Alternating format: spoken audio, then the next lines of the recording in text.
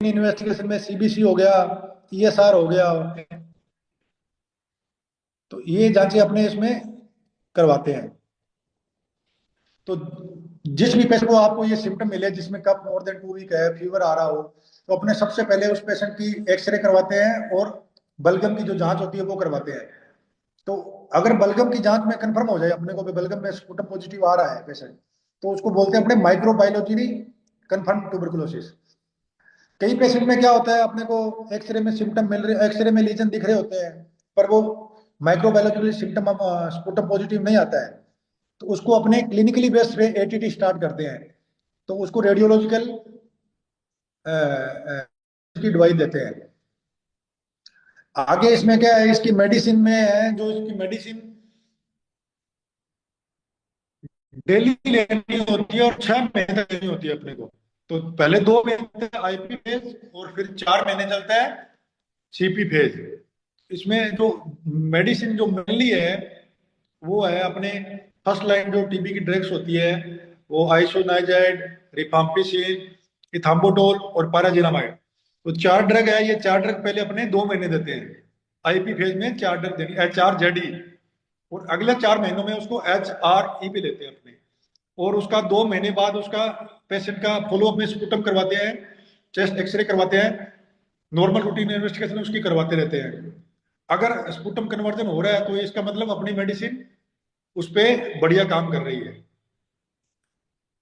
और 2 महीने बाद उसको अपने HRE पे ले लेते हैं पेशेंट को। इसमें क्या होता है कि मेडिसिन के थोड़े बहुत साइड इफेक्ट होते हैं, हर मेडिसिन के होते हैं। तो मेनली पेशेंट को ये कन्विंस करना है कि आप ये टीबी की दवाइयां ले रहे हो तो इससे आपको, एक तो यूरिन है जो रेड कलर का आता है, तो उसमें घबराने वाली बात नहीं होती है, कोई दिक्कत वाली बात नहीं होती। अगर दवाइयों से कोई साइड इफेक्ट एक्स्ट्रा हो रहा है, जैसे कि नोजिया हो रहा है, पेशेंट को बहुत ज्यादा वोमिटिंग हो रही है दवाई लेने के बाद, या उसको भूख नहीं लग रही है, ऐसे सिम्टम उसको लगते हैं, तो अपने को इसके लिए इसमें कुछ जो आइसोनाइजाइड और पाराजिनामाइड है जो लीवर पे थोड़ा इफेक्ट डालती है, तो उसके लिए अपने एक बार इनका LFT करवा के चेक करते हैं। अगर उनकी लीवर की जांच थोड़ी बहुत अगर लीवर एंजाइम बढ़े हुए आ रहे हैं, तो उस पेशेंट के लिए अपने ट्रीटमेंट का अपना जो चेंज करता है, तो उसमें जो लीवर को नुकसान पहुंचा रही होती है वो मेडिसिन एक बार बंद करके उसको लीवर टॉनिक देके, UDCA देके, और इथाम्बोटोल और लिवोफ्लोक्सासिन पे लेना होता है पेशेंट को। अगर वो मेडिसिन सही, अगर वो जांच सही आ रही है तो अपने को उसको HRZD कंटिन्यू करना है। कई बार पेशेंट को रिएक्शन हो जाती है, जैसे स्किन रिएक्शन, इचिंग वगैरह आ जाती है, या गेस्टाइटिस होता है, तो फिर एक बार अपने अगर गेस्टाइटिस बहुत ज्यादा हो रहा है तो रिफाम्पिसिन एक बार बंद करना होता है।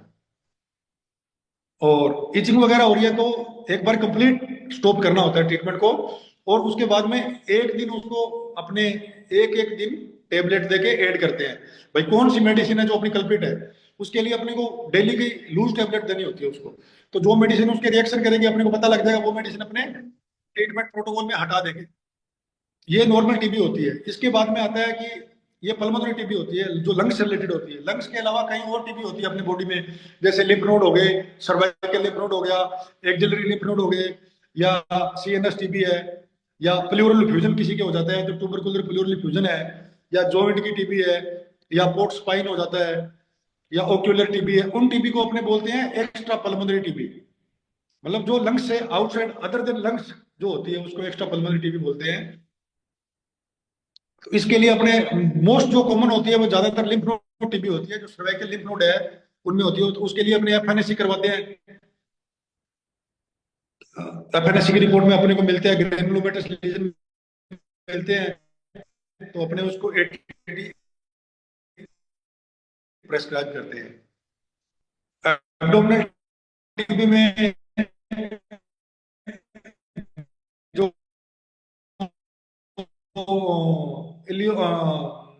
लिम्फ नोड मिलते हैं अपने को, पेट में दर्द होता है, वेट लॉस होता है, ये सारे आते हैं, तो उसके हिसाब से अपने एब्डोमिनल टीबी है, उसके अलग अलग टीबी के सिम्टम के साथ अपने, अगर अपने को लग रहा है सिम्टम मैच कर रहे हैं, होता है, तो उस हिसाब से डिपेंड करता है। इसके बाद में आपने आती है एक आजकल ड्रग रेजिस्टेंट बहुत ज्यादा हो रहे हैं। एरोमल टीबी के लिए अपने पहले सबसे पहले स्पुटम कराते हैं, तो आजकल जीन बेस्ड सीबीनाट मशीन आती है। सीबीनाट बहुत सारी जगह पे होती है, जिला अस्पताल में। तो सीबीनाट में अपने को सीबीनाट हो गया, ट्रू नाट हो गया, तो इनमें अपने को रेजिस्टेंस के बारे में पता लगता है। सीबीनाट है वो माइक्रोबैक्टीरिया ट्यूबरकुलोसिस को डिटेक्ट करता है, साथ में अगर कोई ड्रग रेजिस्टेंट है तो उसके साथ साथ ही वो डिटेक्ट हो जाता है, भाई इसमें रिफाम्पिसिन रेजिस्टेंस है। तो रिफाम्पिक रेजिस्टेंस आता है तो उसका ट्रीटमेंट अलग होता है, फिर उसको अपने एमडीआर टीबी में बोलते हैं। और उसके लिए दो प्लान होते हैं, शॉर्टर रेजिमेन और लॉन्गर रेजिमेन।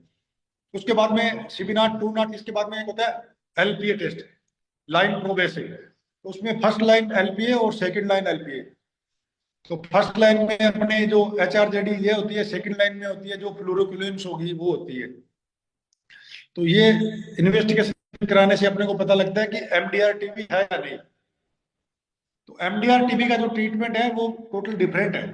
उसके ट्रीटमेंट में दो ट्रीटमेंट है जो लंबा चलता है। शॉर्टर जो ट्रीटमेंट होता है वो 9 से 11 महीने चलेगा, और जो लॉन्गर ट्रीटमेंट है वो 18 महीने चलता है। ये एमडीआर टीबी का पता अपने को ट्रू नाट, सीबी नाट इन्हीं से लगता है, इसके अलावा वो नॉर्मल माइक्रोस्कोपी से नहीं लगता, तो वो करवानी पड़ती है। और अभी जो इंडिया में एक प्रोग्राम चल रहा है, अपने प्रधानमंत्री टीबी मुक्त प्रोग्राम चल रहा है, उसमें जो इनका टारगेट है एंड टीबी बाई 2025, 2025 तक इंडिया को टीबी मुक्त करना था। पर इंडिया में टीबी का बर्डन बहुत ज्यादा है। हाईएस्ट नंबर ऑफ केसेस जो वर्ल्ड में कहीं मिलते हैं टीबी के, तो इंडिया में मिलते हैं। ये तो इसलिए क्या है, दूसरा aware नहीं है। और जब तक लोगों को डिटेक्शन लेट होता है इसका। और तो उसलिए इंडिया में थोड़ा ज्यादा है। दूसरा, जो मार्केट होते हैं, जो होते हैं, तो ये और मलेरिया होगी, जिनकी इम्यूनिटी थोड़ा वीक होती है, उनमें उन पेशेंट को, वो अपनी टारगेट पॉपुलेशन है उसको अपने इन्वेस्टिगेशन कराना होता है, भाई इनमें टीबी कितना ज्यादा रहता है, क्योंकि इम्यूनिटी थोड़ी कम होती है उनमें। अभी 2022 में इंडिया में टोटल 24 न्यू केस आए हैं। ओ, तो ये इसके लिए टीबी का है जो अपने काम हो गया।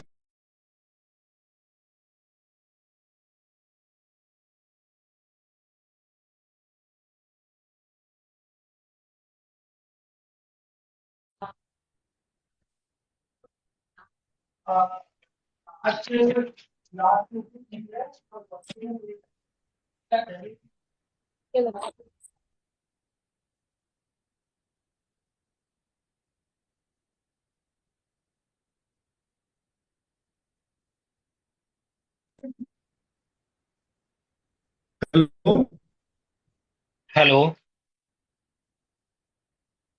सर आपकी वॉइस नहीं आ रही है सर। हेलो।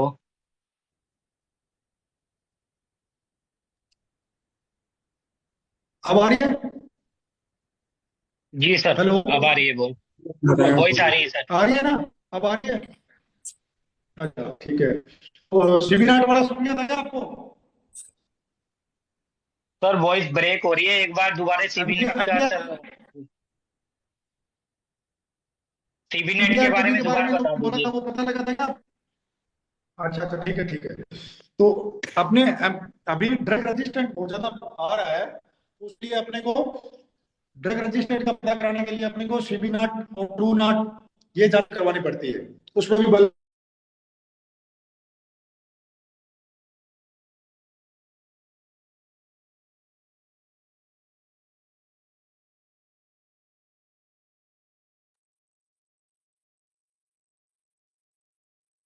सर वॉइस नहीं आ रही है सर आपकी।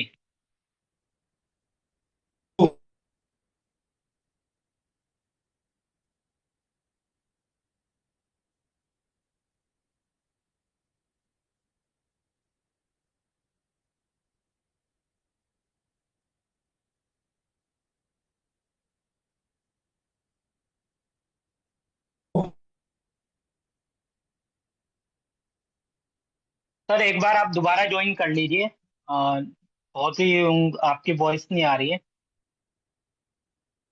बहुत कम वॉइस आ रही है सर।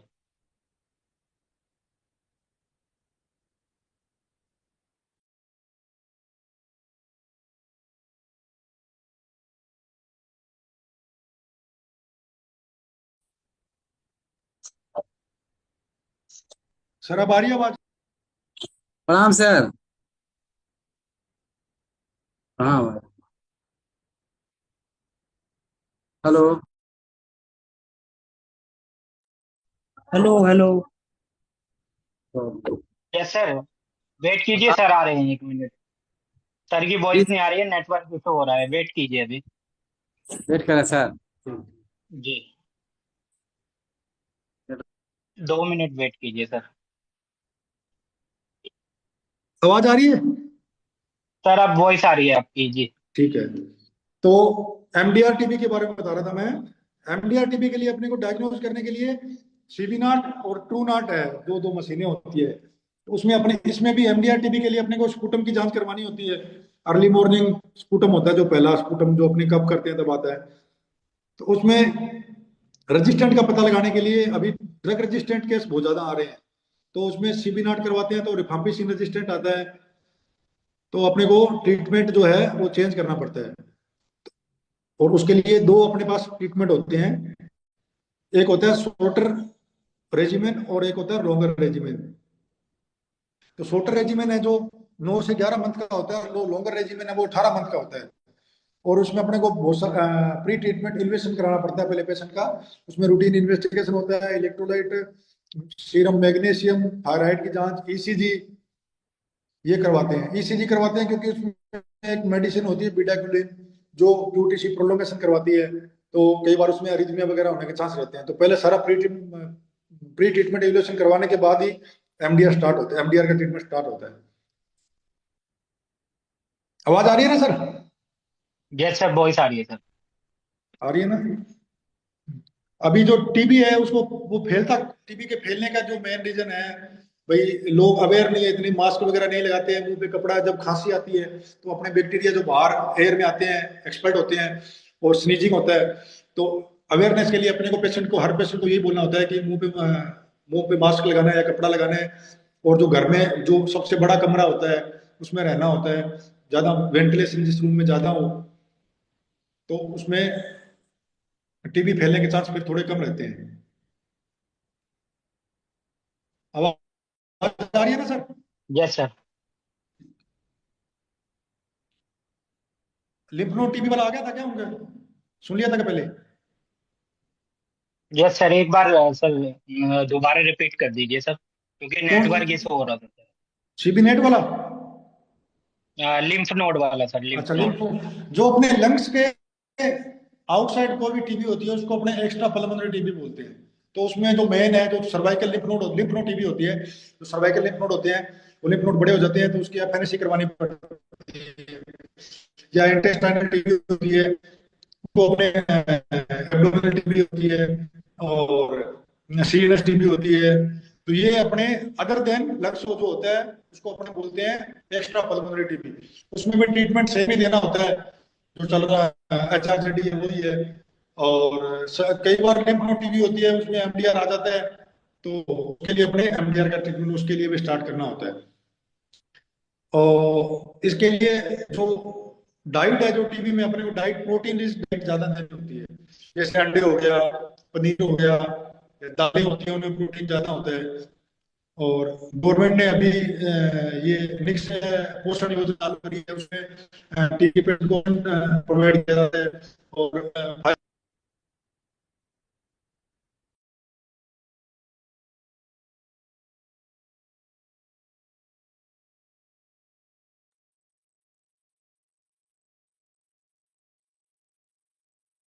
सर वॉइस नहीं आ रही है आपकी सर।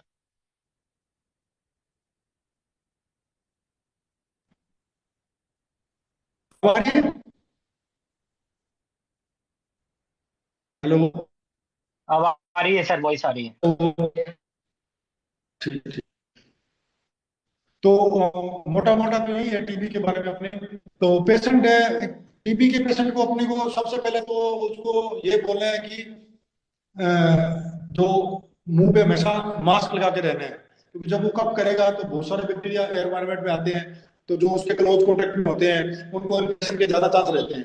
तो उसके लिए, उससे बचाव के लिए मास्क लगाना है या फिर कपड़ा रखना है। दूसरा उसकी डाइट का, तो जो मेन डाइट का बहुत होता है इसमें, डाइट प्रोटीन डाइट देनी है। तो और प्रोटीन डाइट में जैसे पनीर हो गया, अपने अंडे हो गए, या कोई अंडे नहीं खाता तो दालें हो गई, सारी दाल।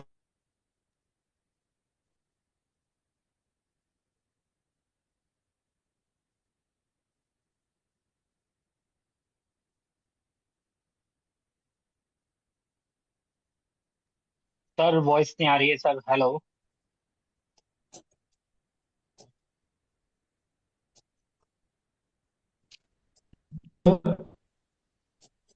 सर आपकी यस वॉइस सर। बार बार रिजेक्टेड हो रही है सर। सर आपके नेटवर्क प्रॉब्लम्स हुआ क्या?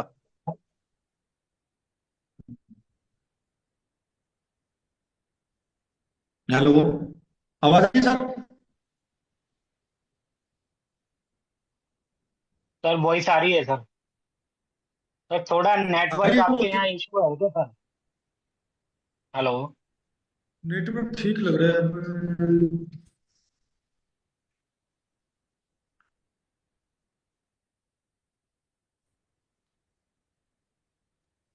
सर आपकी अब आ रही वॉइस है बार आवाज बार। क्या सर?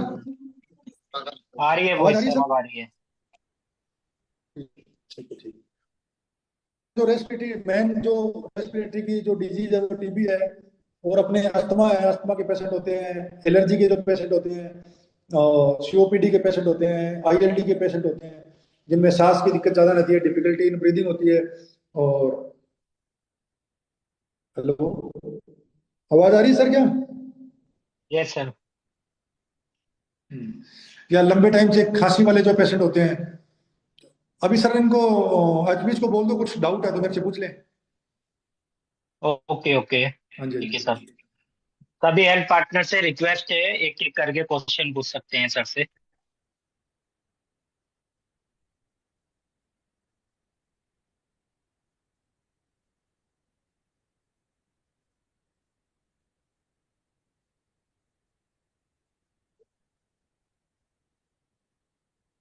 वॉइस आ रही है सभी को? सर से क्वेश्चन पूछ सकते हैं सर।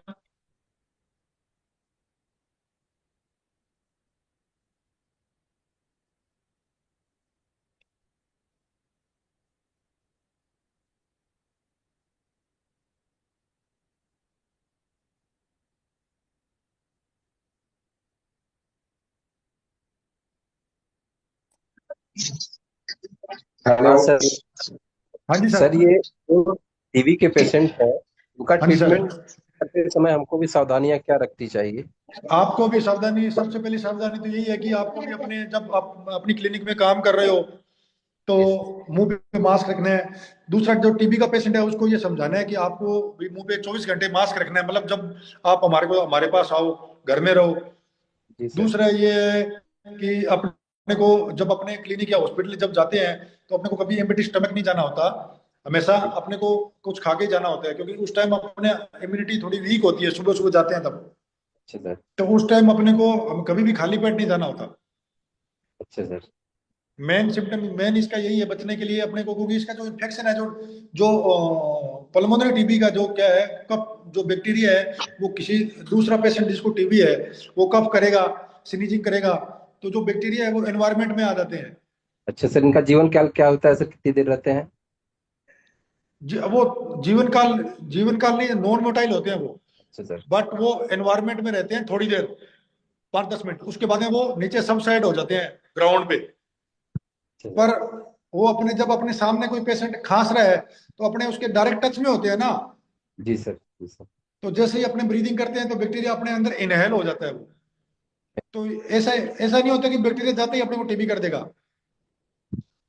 वो बैक्टीरिया अपने अंदर इनएक्टिव स्टेज में पड़ा रहता है, जब अपनी कभी इम्यूनिटी वीक होती है जी सर। तब वो ग्रोथ करते हैं, फिर अपने को सिम्टम आने चालू होते हैं। तो मेन इसका यही है कि अपने को मास्क रखना है जब अपने किसी टीबी वाले पेशेंट से थोड़ा इंटरेक्ट कर रहे हैं तब। ठीक सर, थैंक यू सर। ठीक सर, नमस्ते सर। हाँ जी।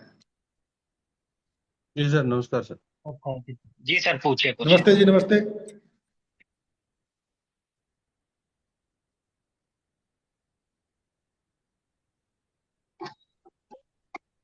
हेलो। हाँ जी सर। जी नमस्कार सर। नमस्ते जी, नमस्ते। सर मेरे पास दो तीन केस हैं टीवी के। ओके। पहला एक एक 47 की लेडी है। हाँ जी। वो 47 एज की लेडी है, एक फीमेल है। उसकी TLC 24,000। नहीं सर, क्या और ले रही है? मैं कह 47 एज की एक लेडी है, उसकी पल्मोनरी टीवी उसमें। Okay okay. जी उसको सर उसका जो रह रहा है HB रह रहा है 4.5 ग्राम। या और अच्छा। प्लेटेड अकाउंट है वो हाँ जी। 5.5 लाख है प्लेटेड अकाउंट। ओके ठीक है, जो TLC वो 24,000। तो मैंने ओके चलो प्रॉक्सी वगैरह दी तो वो उसकी TLC 12,000 आ गई। लेकिन ओके। जो एच बी था 4 से 7 आ गया। लेकिन जो अच्छा। प्लेटेड अकाउंट है वो अभी भी 5.5 लाख आ रहा है। तो उसमें उससे थोड़ी सी वरी करने वाली बात है। नहीं, प्लेटलेट काउंट का वरी नहीं है। जिसका जो एचबी कम आ रहा है उसके लिए, उसको अगर 5-6 ग्राम एचबी आ रहा है तो उसको ब्लड ट्रांसफ्यूजन करवाना पड़ेगा अपने को एक बार। ओके, क्योंकि वो ये मैंने किया था सीवियर सीवियर एनीमिया हो गया इसमें। जी। और उसमें तो, दूसरा डाइट का ध्यान रखना पड़ेगा, जैसे पालक हो गया, हरी सब्जियां हो गई, अनार हो गया। जी ये चीजें उसको जी ज्यादा देनी पड़ेगी। उनको पहले खाया पिया कुछ पच नहीं रहा था। पच नहीं रहा था? तो कितने महीने से ट्रीटमेंट पे चल रहे हैं वो? वो उनको 2 महीने हो गए। नहीं तो मतलब यानी जब टीबी की दवाई स्टार्ट की थी उस टाइम पचने में दिक्कत आ रही थी क्या? वो काफी पचने में दिक्कत आ रही थी उनको। हाँ, तो फिर उसमें ना एक बार अपने को एक जो रिफाम्पिसिन टेबलेट है वो बंद करके ना दूसरा दवाई देना पड़ेगा। इथाम्बुटोल ओके और लिवोफ्लोक्सासिन। जी। और ये दवाई देनी पड़ेगी, तो आइसोनाजाइड। वो उनको साथ में दिक्कत आ रही थी तो फिर उनको डॉक्टर स्टार्ट किया साथ में। डोक्सीसाइक्लिन नहीं देना। डोक्सीसाइक्लिन किसको देना है? डॉक्सीफाइलिन। डोक्सोफाइलिन तो सांस में दिक्कत आ रही है तो अपने सोचेंगे उसका। हाँ, उसके लिए सांस में दिक्कत आ रही थी। सांस में तो दिक्कत आ उसको रही है फिर हाँ, फिर डोक्सोफाइलिन हो गया, या फिर वो अपने फोराकोट बूटाकोट है, नेबुलाइज करवाओ। जी नेबुलाइज कर दिया, उसके बाद ठीक हो गया था। बस यही टेंशन अच्छा उसकी लेडी के। हाँ, नेबुलाइज कर दिया उसको बॉडी कोड और टूवलिन से। है। नेबुलाइज कर दिया था उसको बुडीनिन और ओके। टूवलिन से नेबुलाइज कर दिया था। उसके बाद ठीक होगी सेचुरेशन। बस फिर उसके बाद उसको खाना पीना पचना नहीं शुरू हो रहा था। फिर हाँ पीके तो स्टार्ट किया और साथ। खाना पीना के लिए तो अपने को उसकी एक वगैरह, उसको दवाइयां लेने से दिक्कत आ रही है तो दवाइयां चेंज करनी पड़ेगी। Okay sir. और जी शॉर्ट और उसको सांस में दिक्कत आ रही है तो उसके लिए अपने जी को सेचुरेशन लेवल देखना। अगर कम आ रहा है तो ऑक्सीजन लगानी पड़ेगी। अगर ठीक ठाक है, अगर अबो 94-95 आ रहा है तो उसको नेबुलाइज कराओ।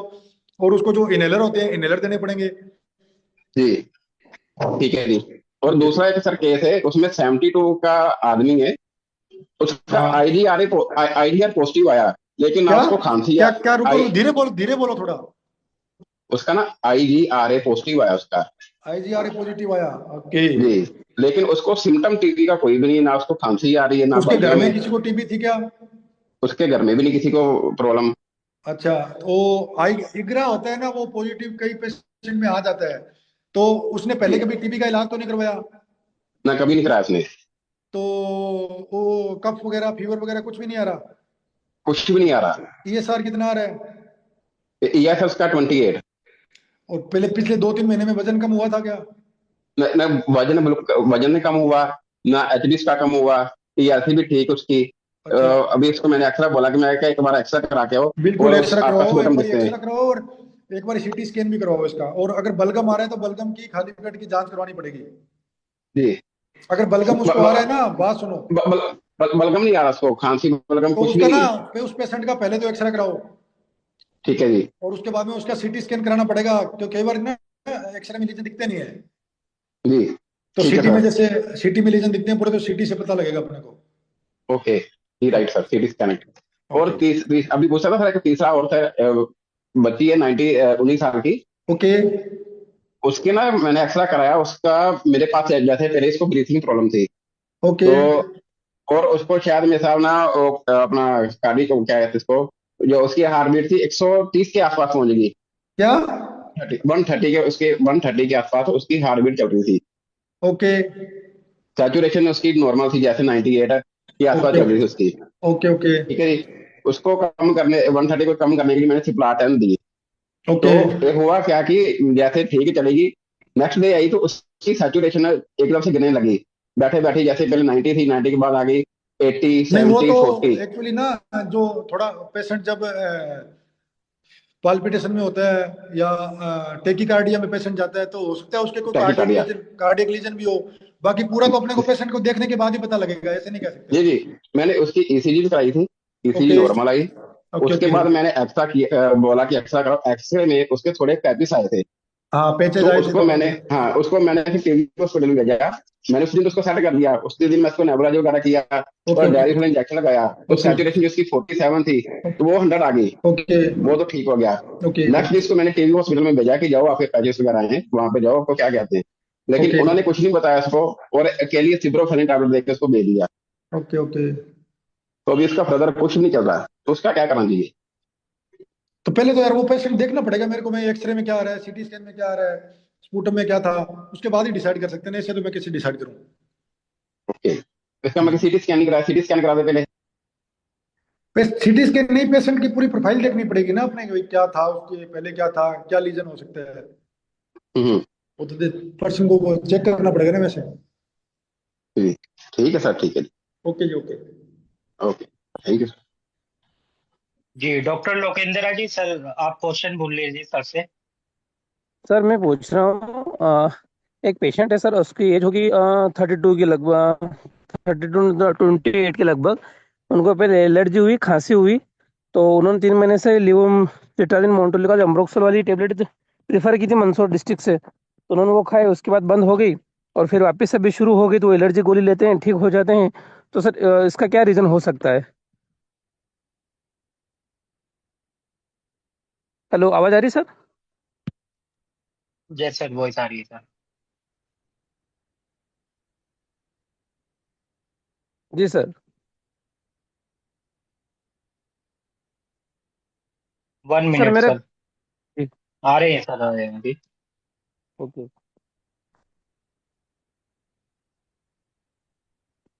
हेलो हेलो जी sir. Hello hello. Yes sir. हाँ तो इसके सबसे पहले तो अपने को उसकी हिस्ट्री से पता लगेगा भाई उसके परिवार में किसको एलर्जी का, अस्थमा की हिस्ट्री है या नहीं है। अगर हिस्ट्री नहीं है नहीं है सर, तो अस्थमा कई है। नहीं है, किसी को नहीं है सर। तो कोई ना, उसके लिए अपने रूटीन इन्वेस्टिगेशन करानी होती है। एक इयोसिनोफिल काउंट, टोटल इयोसिनोफिल काउंट करवाना होता जी है। एक चेस्ट एक्सरे करवाना होता है उसके लिए। अगर इयोसिनोफिल बढ़े हुए हैं तो इसका मतलब एलर्जी है उसको किसी न किसी चीज से। जी तो उसके लिए अपने, अगर उसको ज्यादा कफ कफ आ रहा है उसके, और चेस्ट में रोंकाई या बीज मिल रहे हैं अपने को, तो उसको जी एक बार अपने डीपीआई या एमडीआई पे लेते हैं। और जी एंटी एलर्जी की तो मेडिसिन अपने मोन्टिलुकास, लिवोसिट्रिजिन, फेक्सोपेंडिन वो देनी है। और कफ आ रहा है, ड्राई कफ आता है मोस्टली ऐसे पेशेंट में, तो ड्राई के लिए डेक्स्ट्रोथाजन देना है उसको। जी। और सर सेकंड क्वेश्चन ये था कि जैसे मेरे माता जी थी, उनको 10 साल पहले टीबी थी। जैसे 52 साल की एज है उनकी, तो ओके। 10 साल पहले और इनको कौन सी टीबी। टीबी थी? जी कौन सी टीबी थी? कौन सी टीबी थी? सर वो मुझे रिपोर्ट भी मैंने देखी नहीं सर पूरी, तो पहले थी कोई वो तो रिपोर्ट कोई ना। उनको ठीक हो गई, वो तो कोई हाँ प्रॉब्लम नहीं कोई। रही। उनके एलर्जी का ट्रीटमेंट जो चल ओके रहा है, प्रोकोट वो दे कोई रखा ना। है, और ओके लियोसिटाजिन, ओके एसिलोब्रोफाइलिन, ठीक है। लुकास वो ओके। दे रखा हाँ हाँ। है। ओके कभी कभी प्रॉब्लम हो जाती है, तो कभी कभी सांस का हल्का सा हो जाता है, एलर्जी हो जाती है, या फिर हाथ पैरों में झुंझुनाहट हो जाती है। ओके ओके कभी ऐसा लगता है वगैरह चल रही हो हाथों पैरों में, कभी पसीना हो जाता है, तो ओके। ट्रीटमेंट चलने के बाद में भी दिक्कत आ रही है सर। हाँ क्या? हेलो। हेलो हाँ हेलो। सर, जैसे इनको, हाँ हेलो सर, हाँ बोलो लुका बोलो। 3D टेबलेट भी चल रही है इनको, ओके तो ओके वो जो होता है वो भी चल, और ठीक जो है। मेडिसिन है कंटिन्यू वो भी चल रही है। ओके भी सर कभी कभी इनको वही दिक्कत आ जाती है, हल्की लग जाती है, या फिर हाथों पैरों में झुंझुनाहट होना, हाथ पैर दर्द करना, या फिर कमर में दर्द हो जाता, अचानक कहीं पे भी दर्द उठ जाता है, पसलियों में अचानक सर ये हो जाता है, डायबिटीज है और वो क्या 2 या 3 दिन पेशेंट? तक दर्द वही रहता है सर। डायबिटीज है या नहीं है? नहीं सर, डायबिटिक नहीं सर। एक बार आरबीएस नहीं, लक्षण। डायबिटिक नहीं है। तो पैरों में झंझनाहट या सुनापन होना मेनली डायबिटीज में होता है ये ऐसा, जी ज्यादा होता है। तो वो एक बार इनको ना मल्टीविटामिन और कैल्शियम की टेबलेट ऐड कर दो, मिथाइल कोबालामिन। जी, हेलो। वो भी चल रही सर, मेथाकोबाल कैसेट वाली वो भी चल रही है, और कैल्शियम जो ग्रेन्यूल आते हैं 7 डेज में लेने वाले, हाँ हाँ हाँ वो हाँ हाँ। रिगाब एंटी जो टेबलेट आती है। Okay okay okay. हाँ तो ये ट्रीटमेंट है झंझनाहट के लिए तो वगैरह, इसके अलावा कमजोरी के लिए यही देना है, एक्स्ट्रा तो कुछ नहीं देना। नहीं, उम्र कितनी है? उम्र कितनी है? प्लेटलेट्स काउंट बढ़े हुए आते हैं सर इनके। प्लेटलेट काउंट कितने आ रहे हैं? 50 है सर, 50 साल की उम्र है। अच्छा, प्लेटलेट काउंट कितने आ पॉइंट रहे हैं? Four sir. कितने? सर 5.4। कितने? 5.4। 5.5 लाख के राउंड आ रहे हैं क्या? 5.4 सर, 5 दशमलव। अच्छा अच्छा ठीक है। हीमोग्लोबिन जी कितना जी है? सर, जी सर, 5 लाख। हीमोग्लोबिन कितना है? 11.20 सर। 11.20। और ग्यारह लीवर एंजाइम ठीक दशमलव है क्या? जीरो ओटीपोटी ठीक है क्या? ओटीपीटी, हाँ लीवर सर, सभी एंजाइम्स? ठीक है सर। कोई ना, वो प्लेटलेट नहीं कई सर, बार वो भी वो ठीक है, बढ़ लिवर। जाती है। नहीं, प्लेटलेट की वजह से नहीं होता। प्लेटलेट कई बार बढ़ जाती है, वो कोई बड़ा इशू नहीं होता। नहीं, इनकी रिपोर्टें सारी नॉर्मल आई थी, सिर्फ प्लेटलेट्स काउंट बढ़े हुए आए थे, तो कोई फिर उसके ठीक है लिए सर एक ने बार ना मेडिसिन दी, अपने, उसके बाद अगर में सर मैं यही प्रॉब्लम। पुरानी सीबीसी और नई सीबीसी में कंपेयर करना कितना बड़ा है। आपके पास पुरानी जी सीबीसी पड़ी सर। होगी ना, उसमें कंपेयर करना। अगर हम्म। कंटिन्यूसली इंक्रीज हो रहा है तो इसके लिए अपने को पीबीएफ करवानी होती है, ब्लड की जांच होती है, पीबीएफ, पेरिफेरल ब्लड स्मीयर कराना, जी सर। वो फिल्म बनानी होती है। और उसमें अपने कुछ लगता है तो आगे अपने जैसे बोन मेरो एस्पिरेशन होता है, वो करवाना पड़ता है, भाई प्लेटलेट इतने ज्यादा क्यों आ रहे हैं, तो वो प्रॉपर आइडिया अपने को उसी से मिलेगा।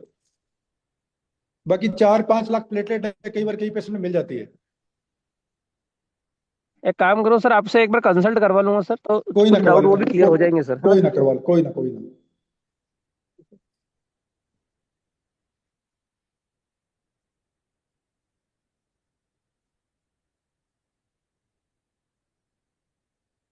हेलो। और कोई हमारे हेल्थ पार्टनर जो सर से क्वेश्चन पूछना चाहते हैं? हेलो। हाँ जी। हेलो। ओके। हेलो। हाँ सर, सीवी नॉट पॉजिटिव होने के क्या कारण होते हैं? सीबीनाट पॉजिटिव आने के सबसे एक ही कारण है, उसके पेशेंट के टीबी होगी, उसी में पॉजिटिव आता है सीबीनाट। जी जी जी। हाँ, सीबीनाट सर की ये जो जांच, जो मलेरिया। सीबीनाट की जो जांच बनी है, वो जी जी। मोस्टली टीबी के लिए बनी है। अब वो सीबीनाट में अपने जो हम्म, फ्लूइड देते हैं, तो बॉडी फ्लूइड जो होते हैं ना, जैसे अपने सीबीनाट की जांच, किसी के फेफड़ों में पानी भर जाता है, उसकी भी सीबीनाट करवाते हैं अपने, या जिसके पस कहीं पे बॉडी में कहीं पे पस मिलती है, हम्म, उसकी भी सीबीनाट कराते हैं। बलगम की अपने सीबीनाट करवाते ही हैं।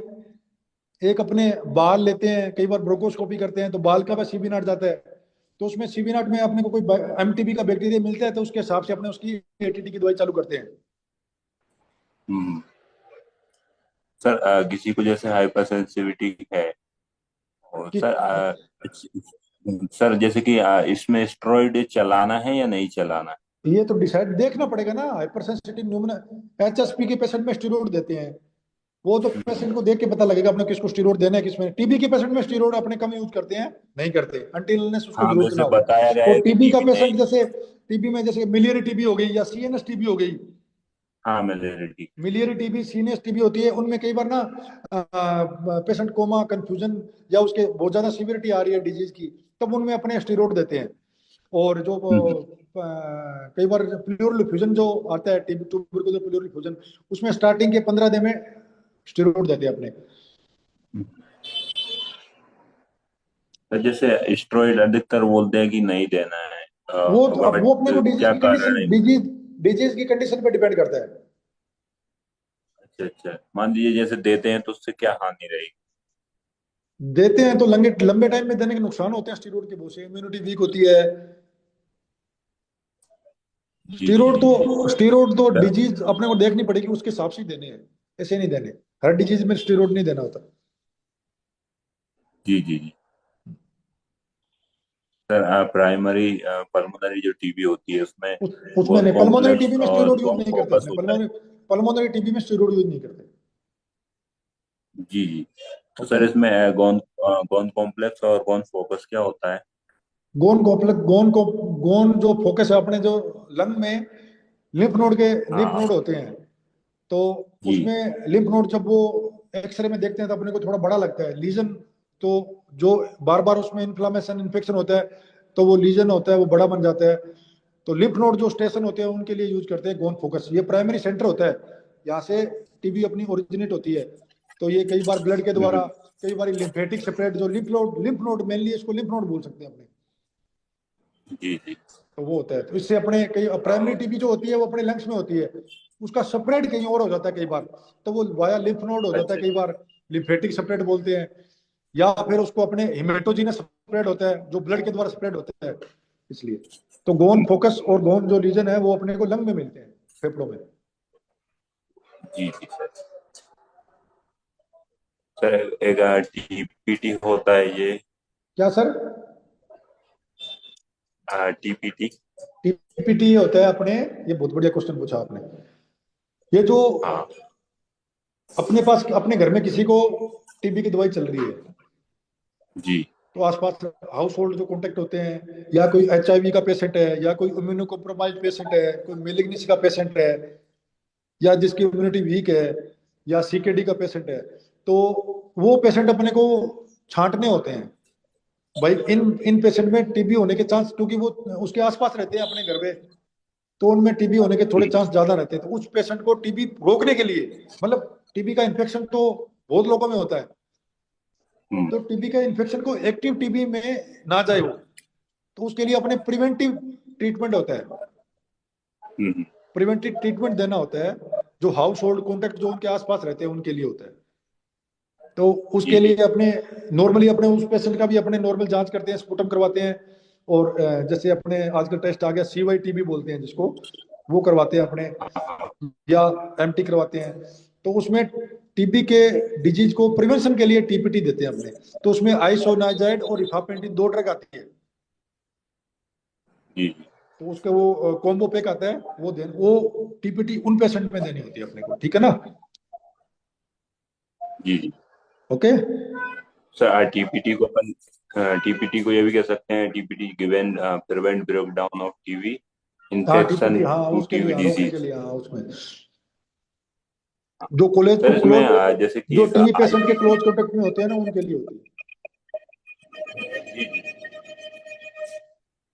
एक आईपीटी होता है क्या सर? जैसे टीपीटी की तरह। क्या? IPT IPT?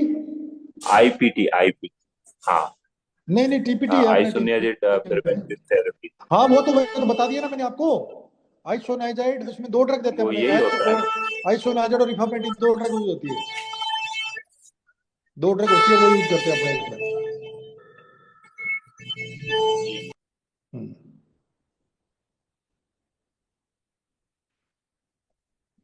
Okay sir, thank you. और कोई ओके। हमारे हेल्थ पार्टनर से क्वेश्चन पूछना चाहते हैं?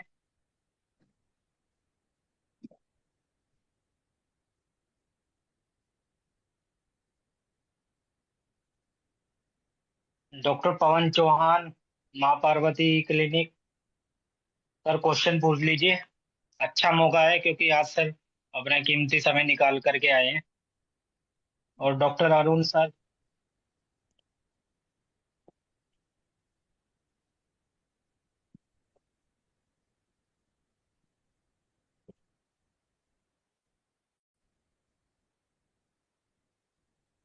जी लोकेंद्रा सर, आप पूछ सकते हैं क्वेश्चन। सर मेरा ये कहना है कि बहुत सारे जो डॉक्टर होते हैं या फिर एज ए मेडिकल से बहुत सारे पेशेंट दवाई लेते हैं सर, उसमें अधिकतर लोग स्टेरॉइड का बहुत ज्यादा इस्तेमाल करते हैं, स्टेरॉइड हर चीज में देते हैं, नहीं तो नहीं, सर ऐसे स्टेरॉइड को कहाँ तक अवॉइड इसको अपने अवॉइड नहीं तो करना चाहिए सर? कर सकते हैं, पर ये है कि वो डिजीज के अकॉर्डिंग अपने को यूज करना है। मेन बात ये है भाई, आपको क्या डिजीज है। अब नहीं जैसे सर, अपने जैसे स्टीरोड, जैसे जैसे अपने केसेस में, रेस्पिरेटरी केसेस में, जैसे अपने पास COPD का पेशेंट आता है मान लो, हम्म COPD का पेशेंट, COPD सीवियर COPD है, उसको एग्जर्वेशन बहुत ज्यादा हो रहा है, तो अपने जैसे इनहेलर होते हैं उनमें भी स्टीरोड होता है अपने, तो उस पेशेंट को जी उसकी जरूरत है। वो जी गोल्ड की गाइडलाइन में लिखा हुआ है भाई, लाबा लाबा ICS यूज करने हैं। जी जैसे अस्थमा का कोई पेशेंट है, सीवियर अस्थमा का पेशेंट आ रहा है, तो उसमें अपने जी उसके लिए देते हैं। ABPA का पेशेंट आ रहा है, तो वो अपने डिजीज के अकॉर्डिंग देना है, उसमें उसका इन्फ्लेमेशन रोकने के लिए देना है। कौन सी डिजीज है वो उस पर डिपेंड करता है भाई डिजीज अगर उसको स्टेरॉइड रिस्पॉन्सिवनेस है उसकी, तो वो ट्रीटमेंट प्रोटोकॉल में है तो देना ही है। अब जैसे अपने पास ट्यूबरकुलर प्लूरल इफ्यूजन का पेशेंट आया। जी हेलो, सर। हाँ ट्यूबरकुलर, आप समझ ट्यूबरकुलर प्लूरल इफ्यूजन क्या है? तो हाँ सर। कोई सारी ऐसे हेलो, कंटिन्यू करिए। ट्यूबरकुलर प्लूरल इफ्यूजन सुना है क्या आपने कभी? नहीं सर, हाँ, type. Pleural influenza sir. Hello, जी सर। हेलो, सर वही सारी आपकी ट्यूबरकुलर सर। प्लूरल इफ्यूजन का नाम सुना है क्या कभी? जी वॉइस नहीं सर, आ रही इसका क्या? कोई डिटेल, इसका कोई ऐसा पेशेंट नहीं आया सर अपने पास तो कभी इसके बारे में। आया नहीं? मैं बताता हूँ आपको, अभी मैं बता रहा हूँ। आपने ये तो सुना होगा फेफड़ों में पानी भर गया। जी सर। हाँ सर, हाँ सर। जी सर।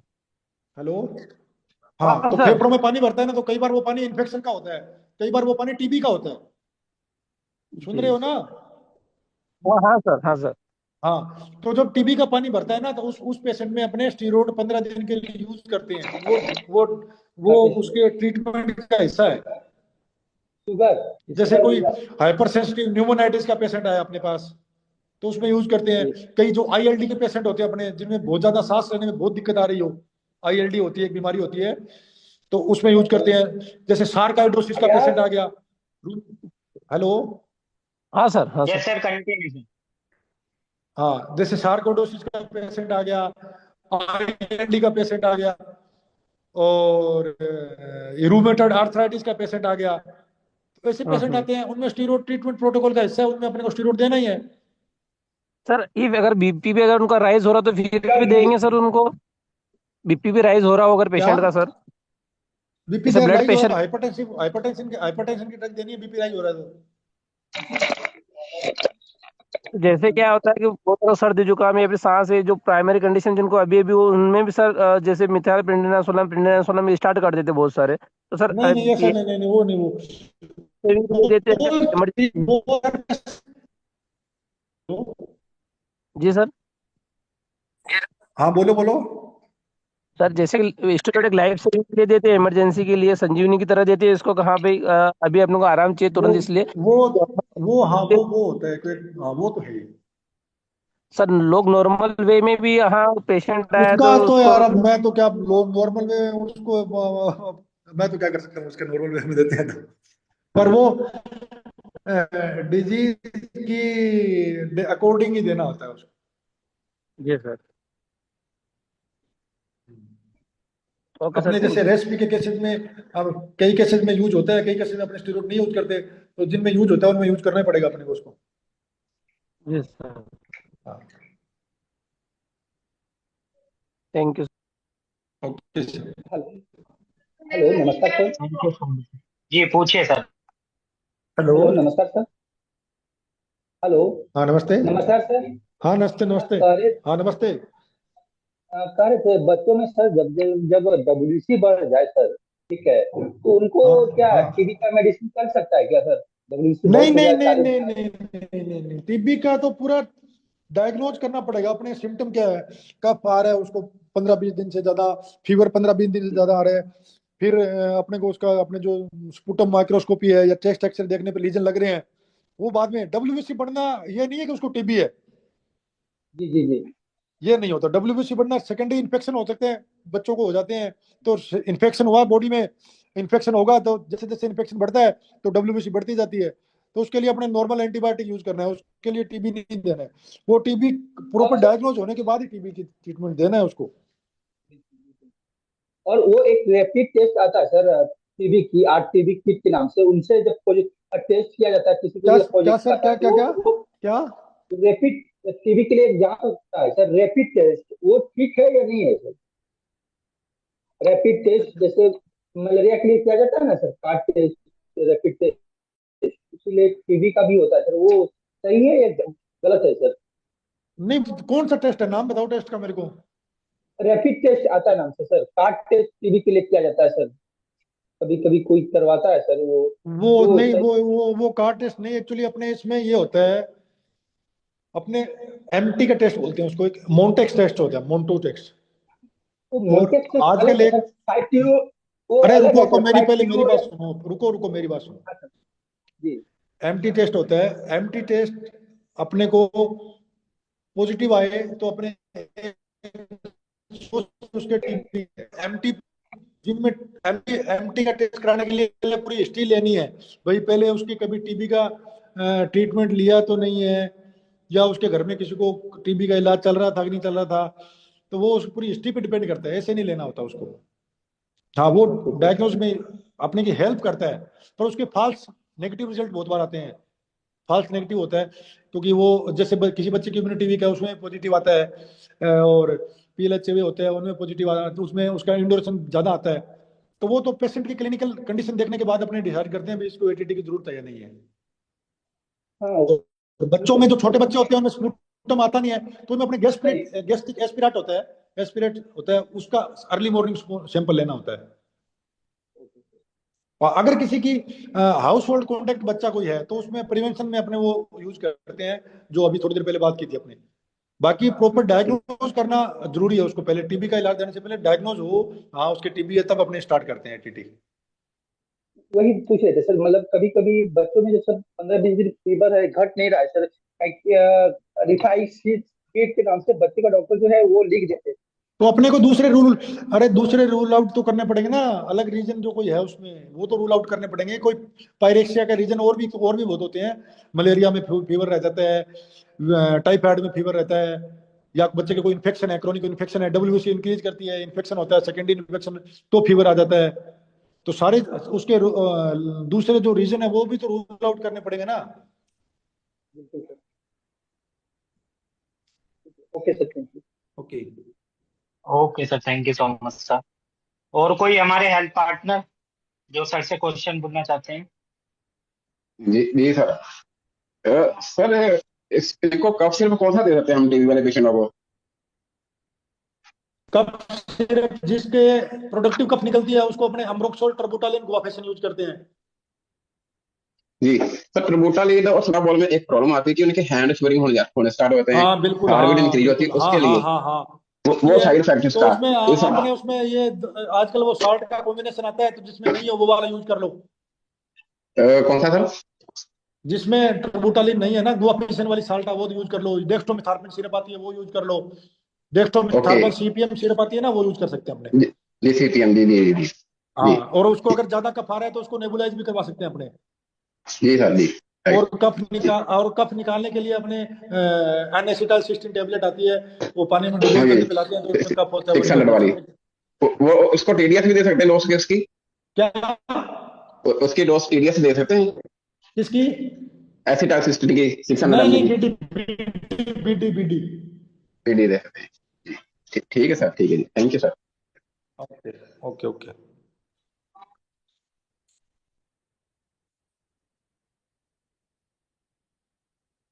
और कोई हमारे हेल्थ पार्टनर सर से क्वेश्चन पूछ सकते हैं? अभी 1 मिनट है क्योंकि सर के पास अभी टाइम है 1 मिनट का, उसके बाद सर चले जाएंगे। कोई ना, पूछ लो कोई ना, आज मैंने टाइम निकाल लिया। डॉक्टर पवन चौहान, महावीर ई क्लिनिक, माँ पार्वती, डीआरएक्स मनोज शर्मा, सर आप भी क्वेश्चन पूछ सकते हैं। सर एक पेशेंटों का ना सवाल बहुत होता है, जैसे टीबी वाला पेशेंट का, कि हम धीरे दूध ले धीरे सकते धीरे हैं कि नहीं धीरे ले धीरे सकते? धीरे बोलो, धीरे। जैसे टीबी वाला पेशेंट का एक होता है कॉमनली सवाल कि हम दूध ले सकते हैं कि नहीं ले सकते। जैसे मैंने कहा कि आपको प्रोटीन पाउडर लीजिए, क्या? कि आपको नहीं प्रोटीन। नहीं, समझ में नहीं आया क्या, समझ में नहीं आया क्या बोल रहे हो। मैं कह रहा हूँ जैसे हम टीबी वाले पेशेंट को रिकमेंड करते हैं कि आपको प्रोटीन डाइट चाहिए, हाई प्रोटीन डाइट लीजिए हाँ आप, हाँ तो हाँ उनको हाँ। प्रोटीन भी रिकमेंड करते हैं। तो उनका सवाल आता है कि हमारी छाती में बलगम जमी है, तो क्या हम दूध ले सकते हैं? दूध दूध थोड़ा कम, दूध कम लेना होता है, दूध ज्यादा नहीं। प्रोटीन में बहुत सारी चीजें होती है, दाल, उसको उसको बोलो भिगो के दाल खाए, उसको बोलो अंडे खाए, या जिस चीज अंडे, में प्रोटीन ज्यादा है सोयाबीन। वो, हाँ वो बिल्कुल, हाँ वो खा सकते हैं जिस चीज में हाँ, प्रोटीन है। तो और अल्टरनेट, उसका अल्टरनेट दे दो ना उसको कुछ। मैं फिर उनको देता हूँ कि आप स्प्राउट दाल दाल बना के हाँ खाइए। बिल्कुल बिल्कुल, तो स्प्राउट, बिल्कुल बिल्कुल बिल्कुल, हाँ। ठीक है ना जी सर, ठीक सर, हाँ जी। Thank you sir. Okay sir, thank you so much sir, आपने अपना कीमती समय दिया है। ओके जी, और ओके। सभी हेल्थ पार्टनर्स को भी मेरा धन्यवाद यहाँ पर ज्वाइन करने के लिए सर। और ठीक नेक्स्ट टाइम फिर मिलते हैं सर इसी वेबिनार में। किसी अच्छे टॉपिक पर दोबारा। ठीक। Okay sir, thank you so much sir.